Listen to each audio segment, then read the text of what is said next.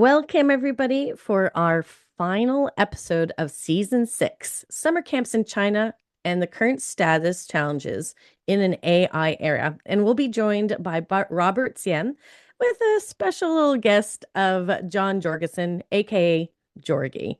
Robert, I'll pass it on to you. Oh, actually, I'll pass it on to Kate. And while Kate is giving us some great information, why don't you share in our chat where you are joining us from today? Thanks, Gabs. So for your best experience in this session, we request that you stay on mute unless you are the one doing the speaking. We suggest you use speaker view so that you can see the beautiful faces of our speakers as well as the presentation. The presentation will be in English, but you can use the chat in your own language. We'll be keeping an eye on the chat in English with Gwen. Lucy and Mava will be checking in on Spanish, and Robert, when he's not presenting, will be checking in on Mandarin. Please take care of your own needs throughout the presentation, and we'll finish in about 60 minutes. If you would like to listen to Spanish interpretation, Mava is doing our beautiful Spanish interpretation. Please click on the More button at the bottom of your screen and then Interpretation. Click the language that you want to hear, and then you can mute the original audio if you don't want to have the English and Spanish happening in your ears both at once. And Robert, over to you. Thank you, Kate. Thanks, everybody. It's very excited for me to share my experience and the camps in China. Por aquí Robert nos comenta que Very está young muy industry. emocionado de compartir su experiencia en China. Yep. It looks like we need to put Lucy in the interpretation room. I think we're fixed now. Go ahead, Yes. Robert. Sorry about Awesome. that. Yeah, good. Thank you. Yep. We got a lot of guys I've seen from Venezuela, Brazil, Bali, Indonesia, Canada, US, in China, Hong Kong. That's great. So I'm a specialist in camp education. I'm a founder of Camp Plus Education in China. And the work I do is pretty much around kids, campers, and young adults. So one of my products I will be talking today is a featured program in China, which is the DS Jungle Race, which is a brand that we formed 6 years ago. And now we are having over 250,000 campers every year in the country in over 100 cities. I'm a big believer in exploring the wilderness and build kids' characters through the education of resilience and outdoor education. So, and I'll be having a special guest today, which also former president of ICF, Jorgi, and he will be talking about his experience in China as well. Okay, so here is our plan today. So the first part will be around a market evolution of summer camps or camps in China, and then I'll be speaking about several programs which are quite popular here in the country. And last but not least, I'll be talking about the AI challenges that we're facing probably all around the world, but it's getting more serious here in Asia, especially in China. That will be my plan. And then we have a Q&A session with Gabs, of course. Okay, so now I'll be inviting our former president, Jorgi. Jorgi has been in China for many years and for many times. I would like to invite him to talk about his experience with camps in China. So, Jorgi. Thanks, Robert. What a great list of people on this group. So fun to see friends from all over the world. Just a few glimpses. I have had some wonderful opportunities in China. My first opportunity actually came as a result of being in Mongolia, which is where this picture was taken. We were participating in an Asia-Oceania Camping Fellowship annual meeting and participating in a workshop sponsored by the International Children's Center in Nyremdal. And for those that don't know, Mongolia is celebrating 100 years of organized camping this year with a big celebration coming up at the end of next month. So the workshop was actually a workshop for young leaders, a world of leadership into tomorrow. And there were participants from 9 different countries. I had a chance to learn a little cultural history and wear Genghis Khan's outfit. It was wonderful in many ways. So participants from 9 different countries, some of them were from China. And as a result of that, the AOCF got an invitation to come to Beijing after the workshop. And so in Beijing, I met Zhao Wei, who had founded an organization with a team of people. The organization at that time was called the Little Angels Action Fund, and it was connecting people with resources, money and time and facilities to civic-minded youth working in school, but really trying to work within the greater community. And so Zhao Wei was helping bridge that gap, and it was wonderful. She was a great leader and went on to form Ideas, which has been a leader in camp education in China ever since. So that Ideas organization ended up being part of the formation of the China Camp the China Camp Education Alliance, the CCEA, and now the Children's Camp Education Alliance. And so the team was there building out for a camp or camp-like experience. They were heading out, and actually AOCF was invited to go out to the building site at Beide, out near the coast of China. And we arrived, and there was still a hole in the ground, but they were building China speed and ended up creating a program for that very summer in just a couple of months. So over the years, we met many other organizations, individuals, groups, all doing camp and camp-like activities. The Chinese Mountaineering Association, Institute for Camp Education, Campfire International, all kinds of groups and individuals who we're looking for this non-formal education, and it's been building and building and building ever since. They run professional conferences, and they're eager to learn and eager to share. It's been great. The International Camp Directors course has taken off in China, and the ICDC runs once a year. Tennant is often in China, I know, leading those programs. And there are so many ICDC graduates that they hosted an ICDC forum of graduates, of alumni, and it will be available, I know, at ICC, and will continue to grow.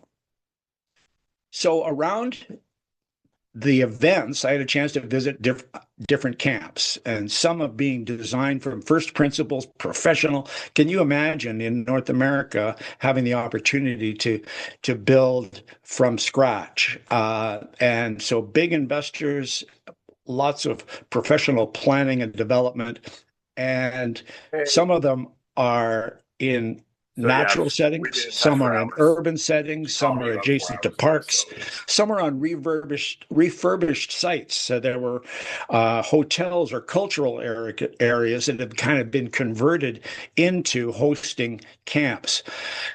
I've come to realize that camp, just like everywhere else in the world, has many different faces and can take place in different settings as long as you have principles in place and leadership in place. If you take a look at some of the camps, many of them would be indistinguishable from other camps in other parts of the world. High quality, great settings, group building, lots of activities. It's been wonderful. There are also some wonderful touches, connections to nature and history and culture. The camp design is kind of done in order to reflect the setting that they're in. The stone quarry in the top pictures there represent an adaptation of a space to provide archery at some point, but also great acoustics for theaters and other presentations at other times. So the ICC Torchbearer program is taking off, and it's I know there are connections all around the world. It's being launched formally in China in May of this year in a kind of grand parade to ICC 2026. It will be great. And my invitation to you is to stick around. So go to the Congress, but also seize the other post-Congress opportunities to visit some camps, meet some people in informal settings, and you won't regret it. It's a wonderful space, wonderful people, and a great opportunity. So there it is. Those are just a few glimpses of what I have seen over the years. Robert will give us some deeper insights.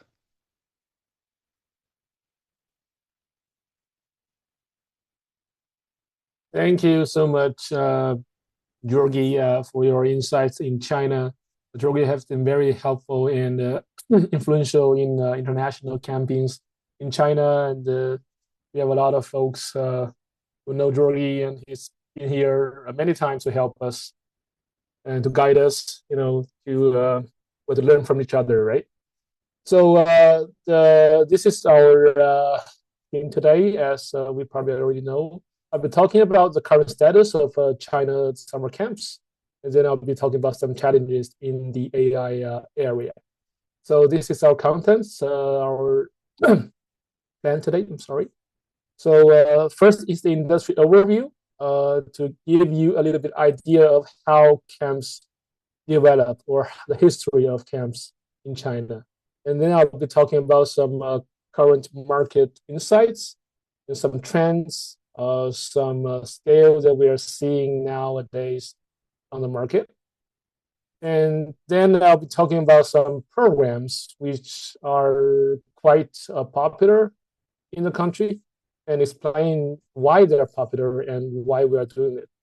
Then last but not least, I'll be talking about the opportunities and challenges we're facing now in the industry now, and of course the ICC 2026, which will be in China this November. First time it's in mainland China, actually. Next slide, please. All right, and we can go to the next.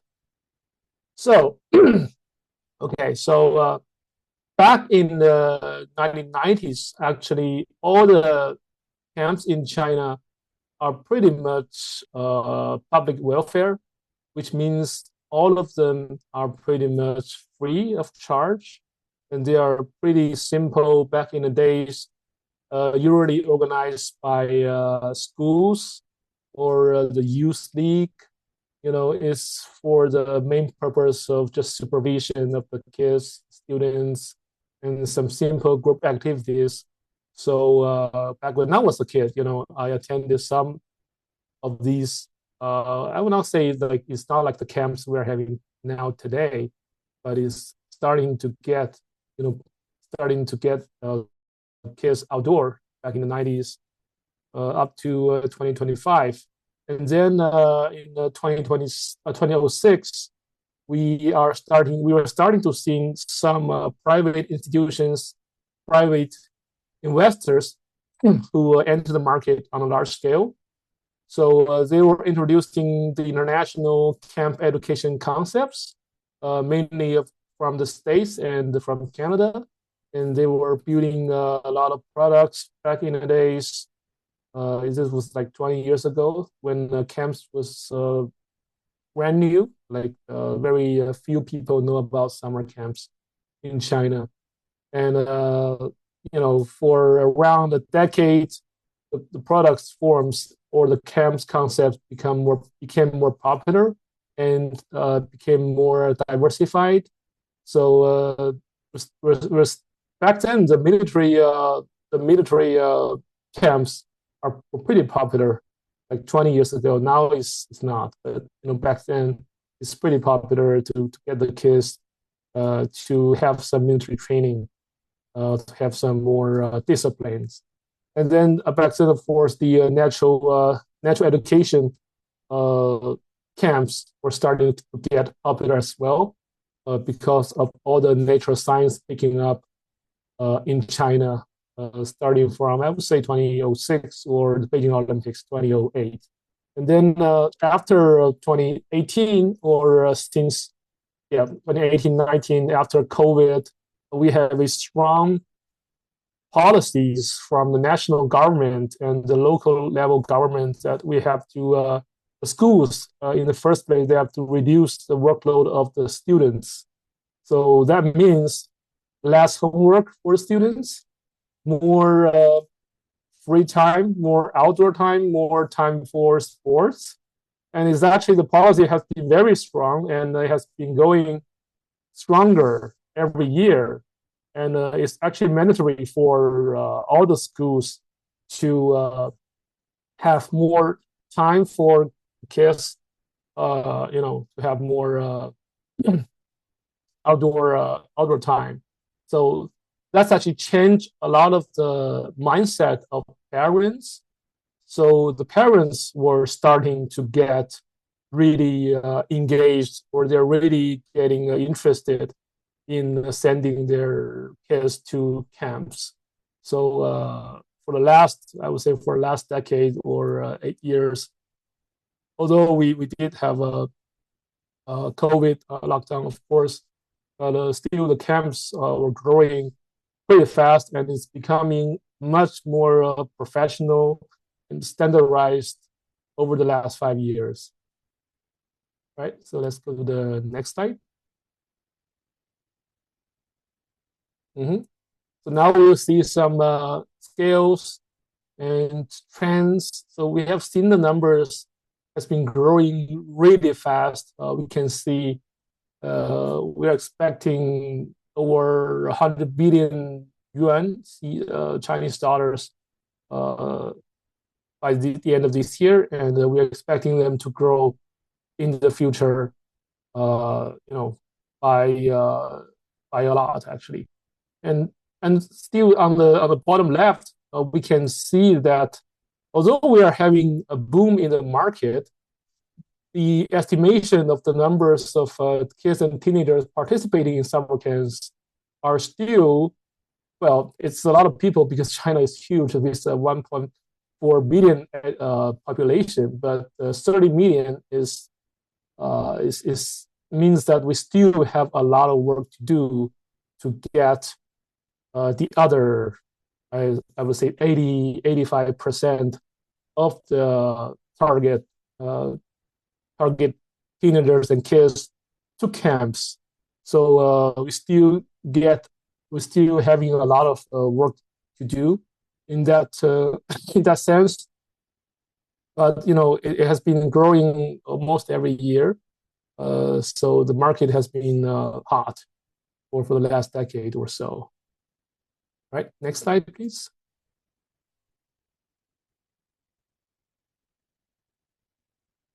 So who is actually paying for summer camps? Since it's not free now, well, most of the camps are not free in China now, except for those nonprofit or the camps for special needs children. So most of them are for profit.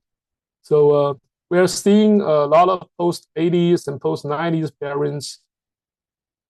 I'm sorry, they had a good education themselves, and they are willing to pay more attention to have all-around development, and have more outdoor experience and sports education for their kids compared to the 60s or the 70s. Which are pretty much more traditional and more conventional, and they didn't let the focus was still on the study a lot back then. But now with young parents, we're seeing they are deciding to send their kids to camps because they want them to be exposed to a more diverse environment of growing environment. So and the safety is a very big concern here. Of course, it is a big concern everywhere in the world. but especially in China, I think because of we had a only child policy for 30 years, so it was stopped in 2014. But still, the whole generation, because there's only one child, so the safety of this child became really, really like important, where the parents are really like putting a lot of effort, or they are really focusing on making the kids safe. So I would say like safety is a primary consideration of the parents now in China. So the first question, I get a lot of questions from parents. The first question will always be like 80% of the time will be safety. So is your program safe? Is your food, transportation, name it. So everybody is really concerned on safety. Then of course it has to be camps have to have educational value. It has to be run by professionals. That is one of the major differences, I think, in China, if we compare it to the program in the States, or say in Canada, or in other countries, because hard skills like canoeing, rock climbing, those hard skills, pioneering, high ropes. Those are some of the areas that parents really pay attention to nowadays in China. So they want to spend money and time to improve for their kids on these hard skills. So for age, we are seeing this trend that we are seeing a lot of preschool and primary school kids, which is a good thing, right? Because they if we serve like 4 years from now, it means that he's very possible that he will be with us for the next 10 years. So we're seeing almost half of the campers nowadays in China, they are under the age of 12. So for 4 to 12, I would say. And for the geographical distribution, so the first tier cities still the main market, because it's just the spending power of the parents in cities like Beijing and Shanghai and Shenzhen, in Hong Kong. But the growth rate in the third and fourth tier cities is faster, and it's getting faster every year, because China is kind of going through like a phase of rebalancing the economy. So it's balancing out all the economy across the whole country, instead of concentrating all the resources in big cities like Beijing and Shanghai and Shenzhen. So now we're seeing a lot of camps actually who are opened, which are opened by camp professionals, program coordinators, camp directors who actually worked in Beijing and Shanghai and Shenzhen camps, and they go back to their hometowns or smaller cities to open their own camps. So this is the trend we see now. So a lot of them are only serving maybe not that many customers comparing to big organization like Lily's Ideas Education that Jorgi just talked about. Ideas is in Beijing, so they are serving big city, big customers. A lot of that are changing now. So we are seeing a lot of third and fourth tier cities, smaller towns, starting to get camps, which is really a good thing, because it can really spread out our camp education concept. A lot more people are getting to know about summer camps. All right, so next slide. Okay, then I'll talk about some feature programs. So can you? 非常激动，也很紧张，腿都是软的。要的就是这种式神，要的就是泥人。去打手，去超越。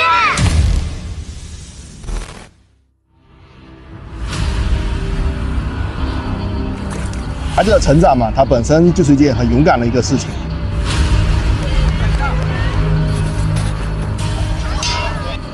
我觉得这虽然有点难，可是还是挺开心、挺有趣的。So much fun！ 像这种毅力啊、勇气啊，其实是课本中学不到的，为的就是这个。因为现在的孩子在钢筋混凝土的城市里待得太久了，他们没有很多挑战自己和接触大自然的机会。我觉得体育精神是最重要的，在这种竞技类的活动中，能够锻炼他们不断地挑战自己、超越自己。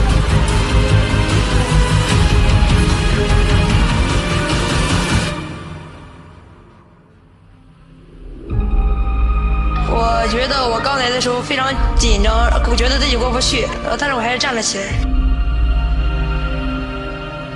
需要经过很多次失败，然后再上去，最后才成功了。我觉得我自己很棒。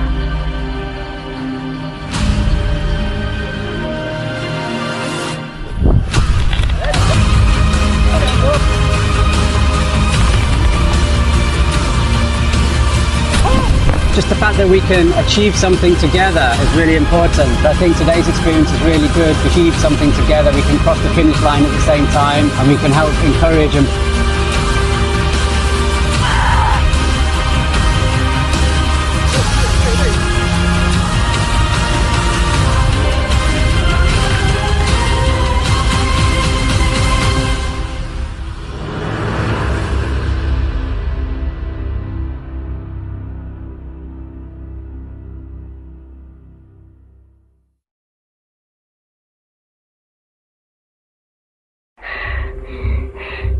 非常激动呀。 Okay. All right. So I hope you enjoyed the video. That is a kickoff video of our season of our day camp programs, DS Jungle Race. So I'll be talking a little bit about the program actually. So the race you just saw in the video. So we break them into 4 groups. So you can see now on the very right, actually, which is the most popular group, family group, which I just talked about a little bit earlier, that we are getting a lot of younger kids. So 4 to 6 years old, they run with their parents for 3 kilometers, and they are going through 20 obstacles. And we have a junior, of course, the intermediate and senior groups of kids, which can, well, the 12 years old, they have to run for 6K and up to 30 obstacles, which is actually pretty tough. So, all right, so this is the grouping of the race itself. So now you can see some moments, some pictures I put up. We have a lot of photos. Every event, we have a lot of them. So we try to capture the best moments of the campers, and the parents are always happy to see photos of their the kids, you know, in the wilderness and conquering all the obstacles that we set up for them. So next slide, please.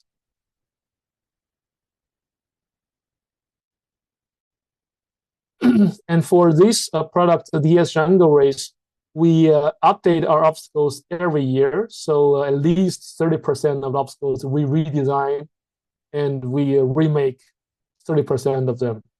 At least 10 of them are remake every year to keep the campers curious, because we don't want the kids to, you know, come back to the same course every year.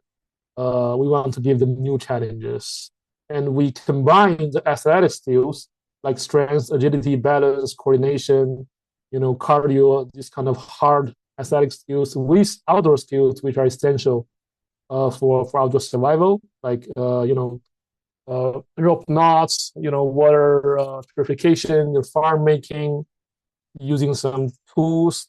We make them as obstacles as well. So the kids really love them. They really enjoy. We actually teach them how to use them, how to teach them the skills when they get here at the camp, and then they will go on to the course and to perform and to race. And each of our schools are named after a geographic location, like Kilimanjaro, like the Great Wall. We also have the Niagara Falls. The reason we do this is we want to inspire the kids. Say they do this obstacle and they will ask their parents, okay, what is this obstacle called? We will have a flag up there, and they will see parents probably tell them, okay, this is Kilimanjaro, is in Africa, and we just want to put the seeds in the kids' heart. And we believe that in the future a lot of them will reach that destination, and we hope that they will reminded them of back when they are young or they are a kid, they had attended this race, which probably inspired them. So that is the design of our skills and our combination of different skills. So this was probably this is from last year. So we had a lot of events every year. This is some numbers. This is just the name of the cities. We don't have to go through them. So these are from the numbers from last year. So we can see that we finished 99 weekends last year with over 250,000 kids. These are some interesting numbers I pulled up from our database. So the total participants, because with family groups, the adults, they run with their kids, right? So we have a total participants of over 500,000 last year. Our team has traveled well over 100,000 kilometers last year to finish all these 99 city events. And we're using a lot of labor hours. We're taking a lot of photographs. We took over 10 million photos last year for these kids. Of course, these are just like the numbers of raw photos. We'll just we edit them and release the better versions to the parents. And then the fastest camper are really fast.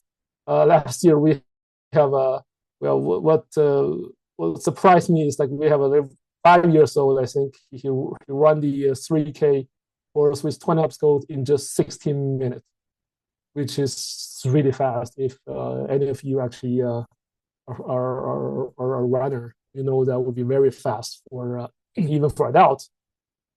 So because we have a lot of participants, so we can naturally count on having some talents, right? We have some talents in the group.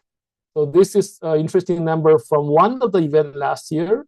It is the 3-day event. We have 5,200 campers and 2,000 families, 9,000 participants. We have 150 volunteers. We took 100,000 photos. It's just from one of the city events, probably one of the biggest last year. So and put the best time there as well. So how a lot of every time I talk about this product or this day camp, the questions that people ask me is, how can you do this, right? It's just impossible, in a lot of senses, and yes, it is kind of impossible, but I'm going to explain it. So the way we do it is we travel with traveling camps in quad. So we pack up all the camp stuff in containers, and you can see the pictures. Okay, we ship them in the desert. We ship them anywhere we need to go. So for these 100 cities, we ship them all over the country with containers on the trucks, and we just unpack them every weekend. So that's why we can get to finish these kind of crazy numbers. I know, for just 1 year, right? So you can see the picture on the right. So this is what the container look like after we pack it. And why we do it, first of all, it's way more efficient for campers in the cities, because they will just come in. We already have the event or have the camp in the remote area of the city, and they'll come in for the weekend, and then they will go back home. And it's operable year-round, so that means we can maximize our efficiency, maximize our usage of equipment, and also it means that all of our events, all of our camps are exactly the same in 100 cities because we're using the same setup, using the same containers, using the same standards. And it's because, of course, in China, the travel costs and the freight costs are relatively low, so that we can do it. In in other parts of the world, it costs a lot to move these containers alone. So it might not be that easy. But in China, it's fairly inexpensive. So that's why we can do it.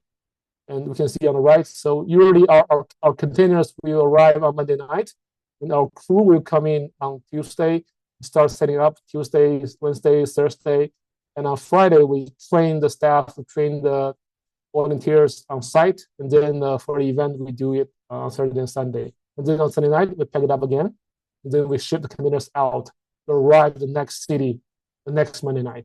So you can see like it's non-stop operation all year round.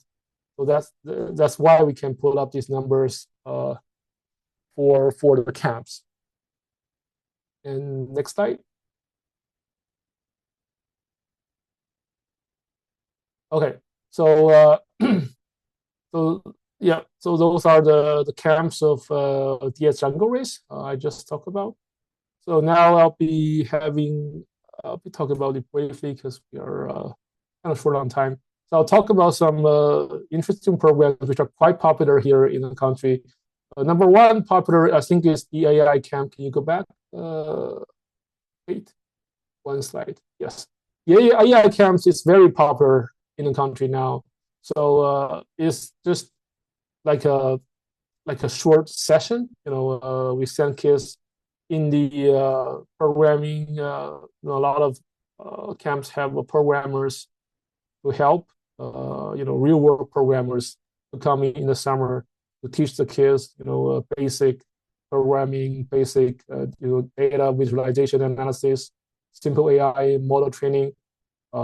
This camp has been very popular in China, especially in Hangzhou, which is home base of DeepSeek. A lot of the big AI companies, Alibaba, they're all there. So we are seeing a lot of campers go there every summer to join these AI camps. Yep, next slide. Okay, so this is also very popular. The difference in China is that we do have a lot of historical sites. So instead of making the camper stay in a certain camps like we do in the States or in North America, a lot of the camps here are journey, kind of camps. So we'll take kids on journeys. They'll go to not only the outdoor places like mountains and canoeing trips, but we go to like these kind of places like the Terracotta Warrior museums. They'll learn about ancient history. They'll learn about etiquette of the Han Dynasty. They'll learn about a lot of the history, a lot of the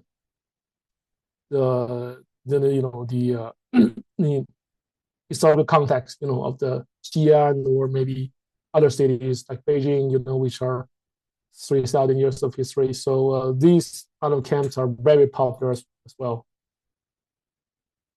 So let's go to the next. And of course, who doesn't love pandas, right? So this is actually a program organized by one of my friends. He is, it's called a Panda Guardian Summer Camps.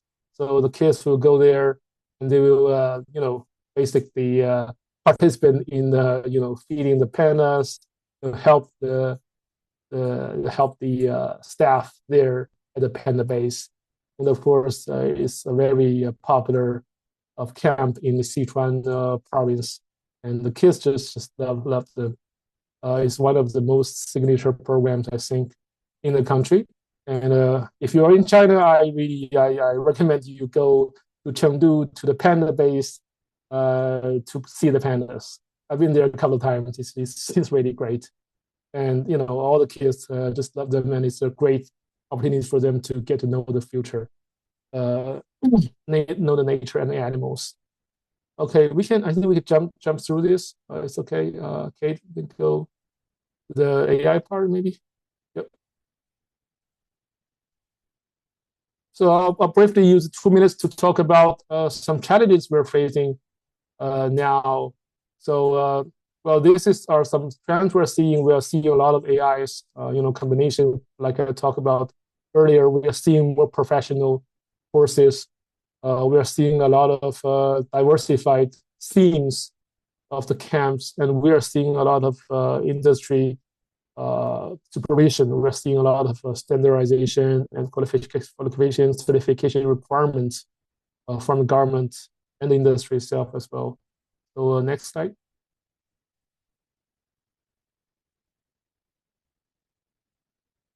Yep. So we are facing, a lot of course homogeneity. So a lot of courses or camps are very similar. So a kind of lack of core competitiveness. And, now is still a lot of pressure on safety. And because it's getting more professional, like the expectations of the customers or the parents or the campers, they expect professional teachers, but we still are short of those professional camp professionals. So we are working with a lot of schools and colleges. We have, recreational sports education majors. They can probably give us more talents. We can recruit more professional staff in the future. But still, those are the challenges that we face now in the country, and we expect to face them in the future. 10 years, 20 years. I expect we still face the same problems. All right, next up. All right, next slide, please. So, yep, I'll end actually with a little story. So with the AI, let's go to the next slide, Kate. So with the AI challenges now in China is that, we are having too much information. We're having too much AI generated information, and it's really weakens the real world socialization abilities of the kids. You can see the picture on the right is called Little Genius, the watch. It's basically a app. It's basically a WeChat watch or a WhatsApp watch for kids. I'll just we don't have time here. I'll just end with a little story. So in camps, we take all the phones and watches away, right? We do that. And one night at one of the camps, a couple of years ago, we take all these, watches from the kids, we put them in the basket and in a room, and the counselors, we start to debrief for the day, right? And after we talk for maybe 20 minutes, the voice of the parents come from the basket. I went to check, like, what's going on? The whole screen was black. It turns out that they have a function that it can never be turned off by the kids. So basically, the parents can get hold of the kids, or they can hear what the kids are talking about all day long. So this was very shocking, and it's just crazy. So with the technology now, it's just getting, and the Little Genius, this watch is getting even more popular now. It's not getting any, I'm saying it's not getting any better, because we are seeing a lot of new technologies, new AI technology putting into this watch, and every kid, almost everyone has this watch, in China. So it's the story I'll talk about is just one challenge that I think we'll be facing in the future decade or so. We'll have a lot of new technologies that the kids probably they have to master, or at least they have to know how to use the AI. But it's still, on the other hand, it's a lot of challenges for camp professionals, for us to actually make them aware that it should not account for, it should not, depend on these technology like 24/7, right? We need some real connections. Do not talk to the watch like for 2 hours, 3 hours on a day. You go out, go to camps, right? You work with your fellow campers, you talk to your parents, right? So yeah, that was just my little crazy story. And since then, we have to lock the watches in another room so that no parents can hear us debrief the day. Thank you so thank you very much. That'll be all for today, and that's my email on the site. And yes, thank you so much. We can keep that slide up with your email. Thank you so much, Robert. And you, I love your last statement. We can't just be talking to watches. And I agree with you. And I think people in this room also agree with you. You started your talk about safety and of course, all camps around the world, it is our primary focus. But you do have a unique challenge when it comes to building trust with your families. How do you approach, especially even with this technology piece that you were talking, where they want the constant contact with their kids? How have you found, what ways have you used to build trust with families so that they can go back and tell other families the great experience that they had with you? This is like a double-edged sword. So the technology is actually helping us to deliver the safety message. With technology now, we can live broadcast a lot of the activities or what the campers are doing at the camps with a phone. We take pictures and send them in WeChat groups, which are real time, so that the parents can see their kids all the time. And of course, we tell them that we experienced a lot of the organizations are experienced organizations, so getting more brand out there, so parents will choose more established organizations who have been doing this, right? We have served, like the DS Jungle Race I've talked about, we have served over 2 million kids, and we didn't have any severe injuries. So the parents will tend to believe us that you guys are quite safe. But if a new organization come up and say they put up camps, there might be questions.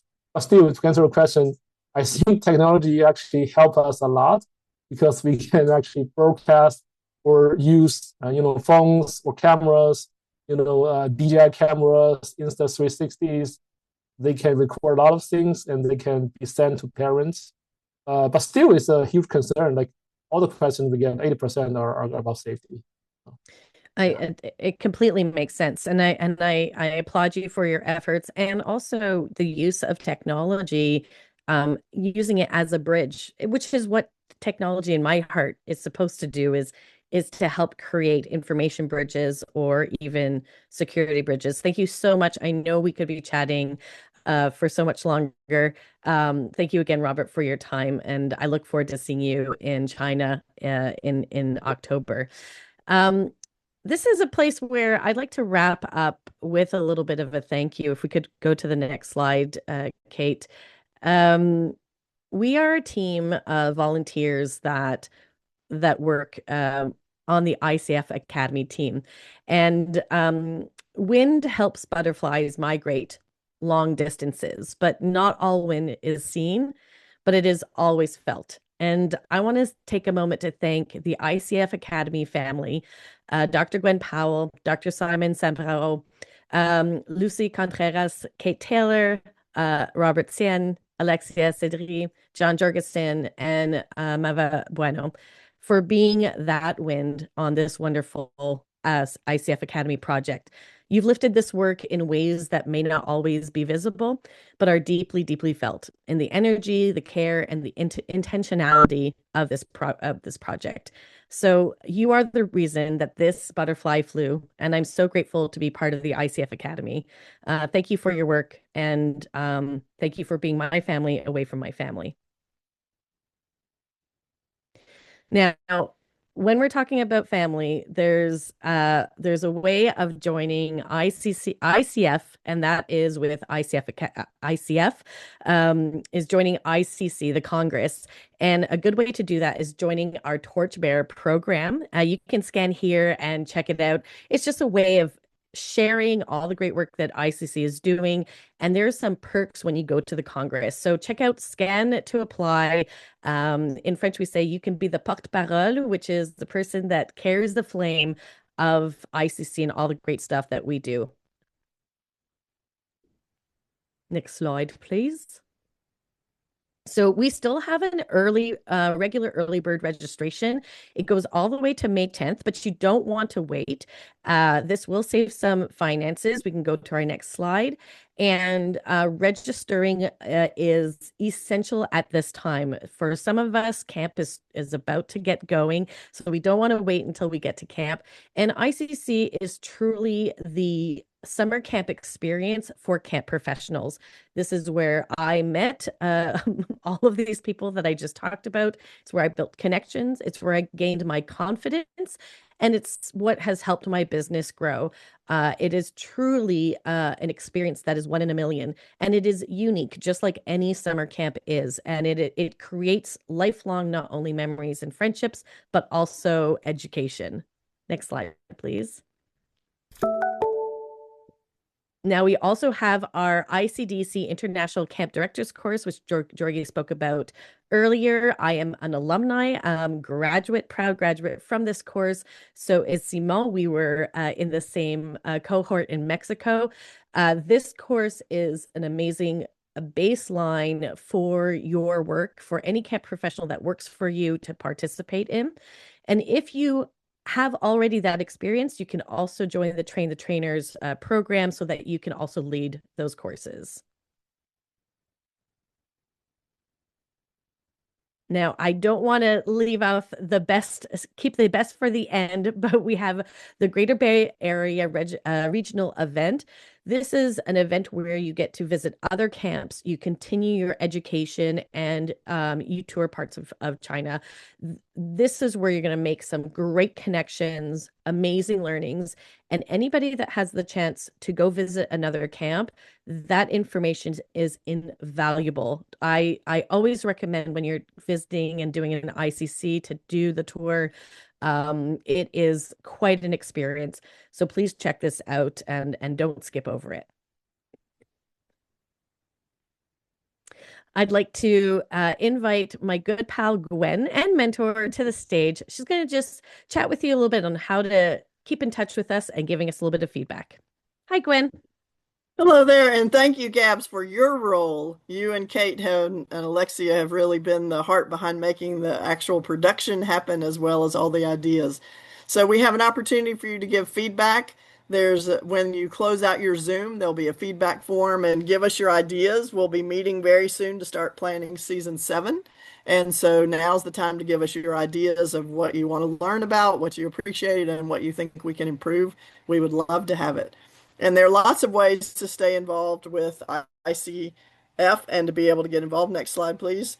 The exchange and the connections are what makes the difference. We have some channels on WhatsApp and on WeChat to be able to connect with each other. We have the Facebook group. We have the Instagram group. There are different ways to be able to be involved. Next slide, please. And we are very grateful for the support of business affiliates. We have folks that reach out and provide services. So these are all great companies to be able to connect with. And we want to give a special shout out to CCUSA, who's celebrating 40 years of supporting the international camp community this week. Next slide, please. And back to Gabs.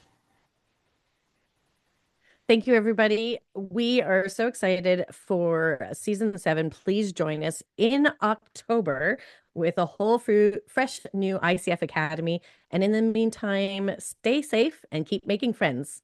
Thanks, everybody.